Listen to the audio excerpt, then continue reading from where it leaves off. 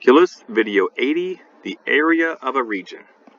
So what we mean by the area of a region is not necessarily the area under the curve, but often it's some region bounded by two curves or perhaps three curves. It might look something like this, where we have a curve that looks like, say, this. We have function f here. And a second curve that looks maybe like something like this. Call that g. And what we want to know is what is the area of the region created by these curves. So kind of like the area in blue in here. What is that area? This is the region. Let's call the region R. And the question is, what is the area of region R? That region R is created by those curves. So a couple of things. One, you'll notice the bounds. The bounds are often not given to you explicitly. It's not like, what is the area on the interval from 1 to 5? Instead, you have to find your own bounds, often. You often have to find your own bounds. To maybe a better phrase there is often you have to determine the bounds. The bounds here would be the edges of the region. And so it's going to be from this point here, whatever A value that is, to this point here, whatever B value that is. And what you'll notice is those bounds will occur at the intersection points of the two curves.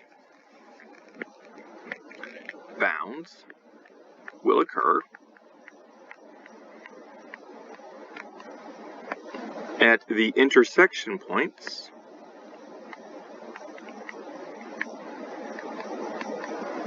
of the curves. Bounds will occur at the intersection points of the curves. So in order to find the bounds, so to find the bounds, what we often have to do is set the f of x function equal to the g of x function. Whatever this f of x function is here, equal to the g of x. Where those two are equal is where they will intersect. Solve for x, and that will tell you the intersection points, which are the bounds. Solve for x, that will give you the intersection points.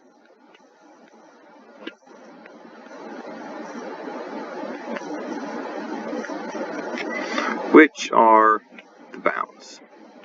Okay, so thing one, it was all thing one there, is when we're trying to find the region R, in order to find the bounds of the region, that's where the two curves intersect each other. So we set the two curves equal to each other, we solve for x, those become the intersection points, which become the bounds of the region.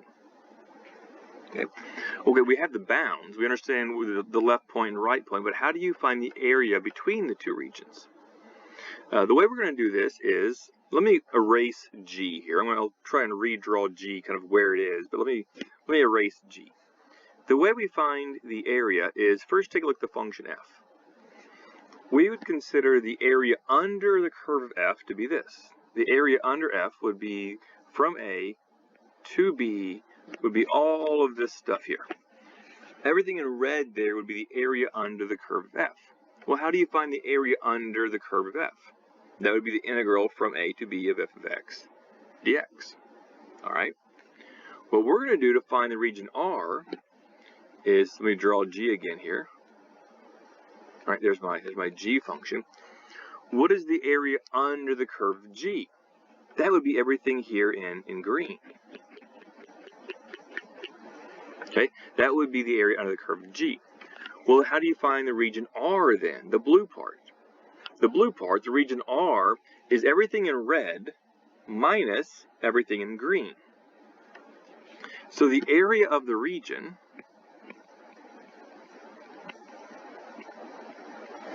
can be found like this. You take all of the red area, that's everything under the curve of f on the interval from A to B. That's A to B of f of x dx. That's the area under the curve of f on the interval A to B. And you subtract the area under the curve of G on that same interval.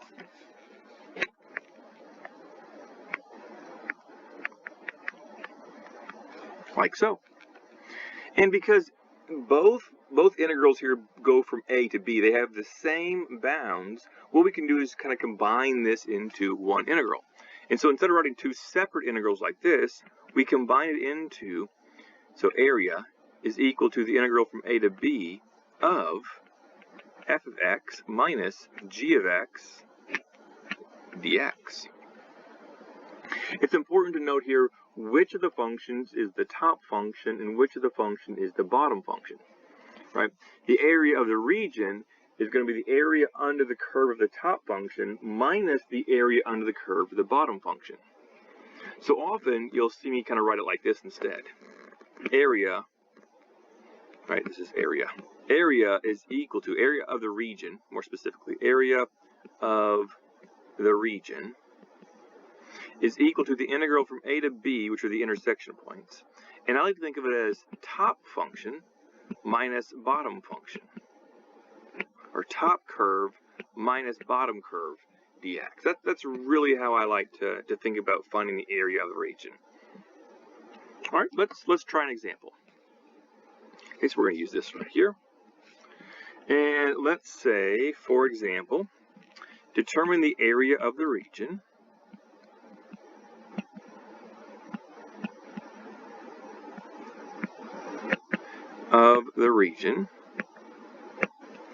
bounded by, so we're going to give you a couple of curves here. So bounded by y equals 8 minus x squared and y equals x squared. All right, so two curves, two parabolas actually. All right, that's it. Find the area of that region bounded by those curves. So we're going to create the region from those curves, and so a drawing is always helpful here. I highly recommend a drawing. And so let's think about what 8 minus x squared looks like. That would be the parabola opening down because of negative x squared, but moved up by 8, and so you have this function here. Right, something like this. This is y equals 8 minus x squared. Okay, what does the curve y equals x squared look like? Well, that is just your basic parabola. Looks something like that. The one in green here, that is y equals x squared. I'm going to just relabel so it doesn't look like it kind of covers up there. The one in blue, y equals 8 minus x squared. Okay. So the region that's created is this region in here. Call that R. We're looking for the area of that region. And to do the area of the region, we're going to go top curve minus bottom curve on the bounds, which are the intersection points. And what we're doing are intersection points along the x-axis. So your A is an x value over here somewhere, and your B is an x value about right here. And the only way to really find out what A and B are, other than maybe kind of guessing with the graph, is to set the two functions equal to each other and solve for x. So, to find bounds, to determine bounds,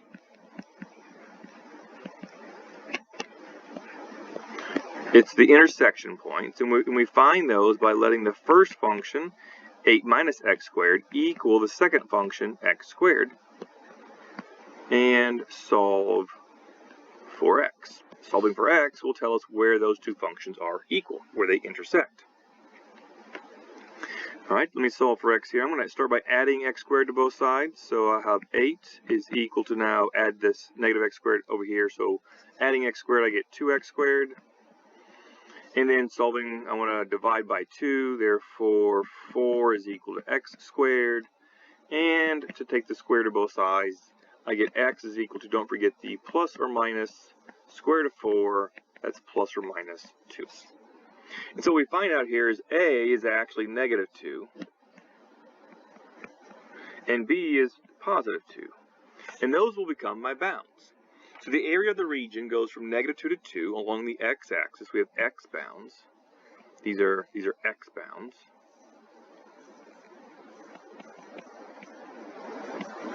Of the top function minus the bottom function. And so the area is equal to the integral from -2 to 2 of the top function. What's my top function here? It is the blue one. The blue one's on top, so it's 8 minus x squared. There's my top function. Minus the bottom function. The bottom function is the one in green. That would just be x squared dx. We are integrating with respect to x here. We have x bounds, so all that aligns.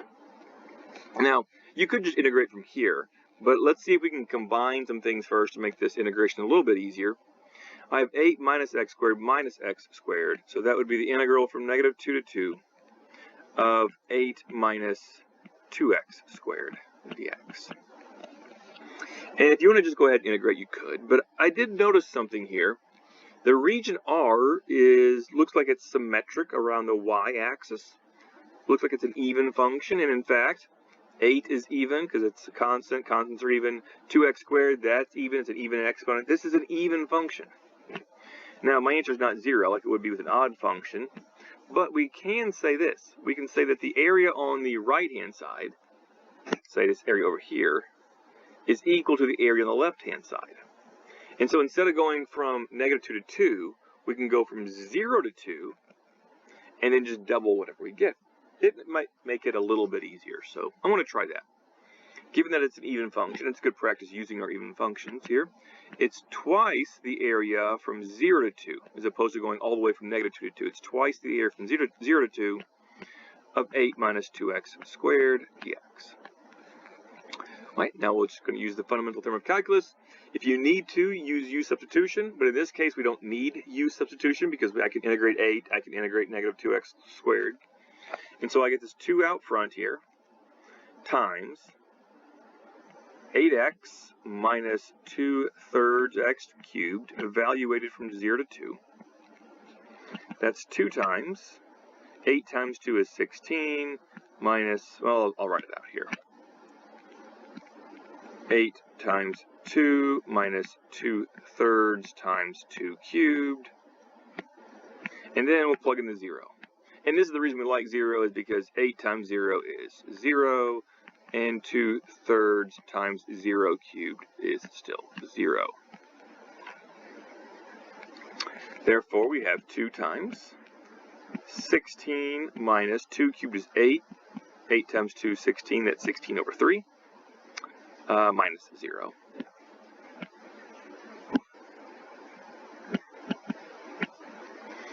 $16 over 3, that's like 48 over 3, minus 16, so like 32 over 3, times 2 would be 64 over 3, if I'm not mistaken. Or what is that? 21 1/3, if I did my math right there. Okay, so the area of the region is 21 1/3. A couple things to point out. Sometimes you get a region like this. Let's call that the function f, and we'll color code this. Let's call this the function g. And the region is actually 2 regions. Like the region is both region and region here. And the interesting part is the bounds. Let's say you get a bound from A to B to C. But the interesting part here is the function that's on top switches halfway through. It switches at B. From A to B, the black curve is on top, the green curve is on bottom. But from B to C, the green curve is on top and the black curve is on bottom. Therefore, if the whole thing is the region there, the area will equal the integral from A to B. We do black curve minus green curve. Black curve is f of x, green curve is g of x. Plus, but from the integral from B to C, it's green curve minus black curve. It is g of x minus f of x. So it really is top curve minus bottom curve, and throughout that it may switch kind of part way through which curve is on top and which curve is on bottom. Okay, let's try one more. All right, how about determine the area of the region bounded by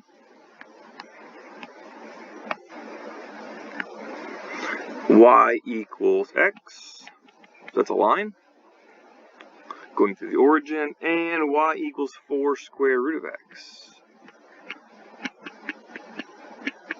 Alright, take a few minutes, pause the video, see if you can work this one on your own. Now let's start by drawing a picture. So y equals x, that is just a line, slope of 1, going through the origin, that's my best y equals x. Y equals 4 square root of x, that's the square root function, but it's multiplied by 4, and it ends up looking something like this. That's not good. Let's try this. Kind of like that, best as I could do. And so the region R is this region. It's just a different color here. So the green curve here is y equals 4 root x, and the region R is this pink kind of part there in the middle. Okay, that's R. What we want to know is what is the area of that region. And the first thing I like to do is find out what are the bounds, where do they intersect. We can kind of see that it looks like it's going to intersect at 0. It looks like 0 is going to be one of the bounds, and the other one's going to be over here somewhere. But the easiest way for the bounds, to determine the bounds, is just to set the two functions equal to each other. So we're going to say x is equal to 4 root x. Maybe a couple options here. Let's move everything to one side. So let's call that x minus 4 root x is equal to 0. And then, although they're not really in common, they both could divide by square root of x. So let's factor out a square root of x. That leaves me with square root of x, because square root of x times square root of x is x, and then minus 4 equals 0. Zero factor property says I can separate those. I get square root of x equals 0, and square root of x minus 4 equals 0. On the left here, square root of x equals 0. Squaring both sides says that x is 0. Okay, that's the bound we thought. On the right over here, we have square root of x. Let's move the 4 to the right-hand side, equals 4. And now, squaring both sides, I get x is equal to 16. So, kind of poor drawing here, but my bounds are 0 and 16 along my x-axis. 0 and 16. It's really not to scale at all, but we're going to work with it. And so the area of the curve is the area is equal to the integral from 0 to 16 of top function minus bottom function. Make sure you're really paying attention to which function is on top here. You should never get an area of a region that's negative. A region has positive area. A region has positive area. Even if that region is under the x-axis, even if, we'll come back to that problem in a second, even if the region is down here, right, this region has positive area.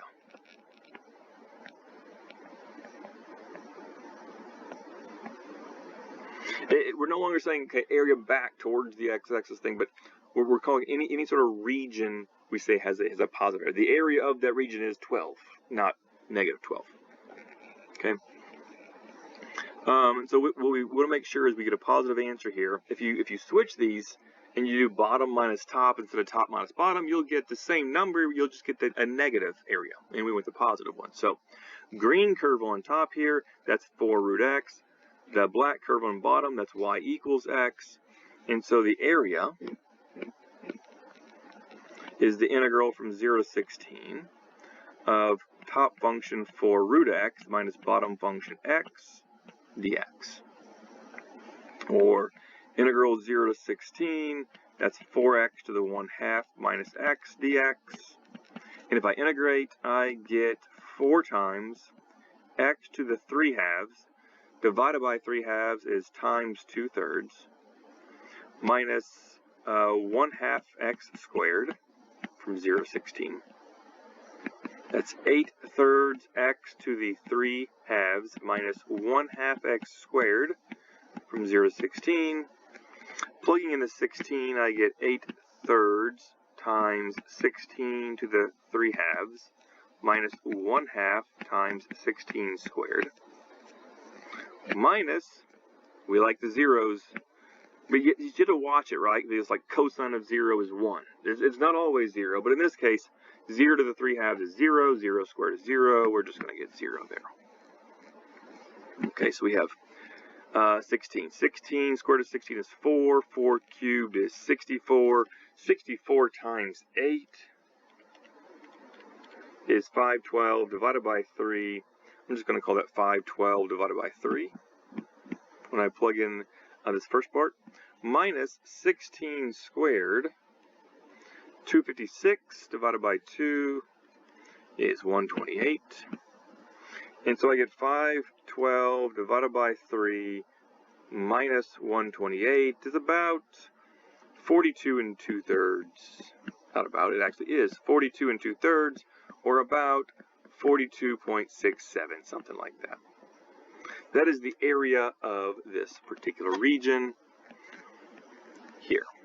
Again, poor drawing, not exactly the scale, but it helps us understand the idea here. Okay, very good. So this is how we take find the area of a region. Now, we've only done this with respect to x, using x bounds, right? What we've done, x bounds, top function minus bottom function. So we might say area of region with respect to x.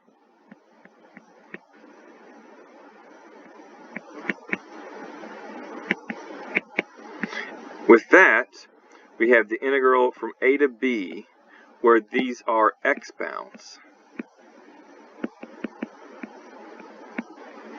And the function is the top function minus the bottom function, and we'll do a dx here.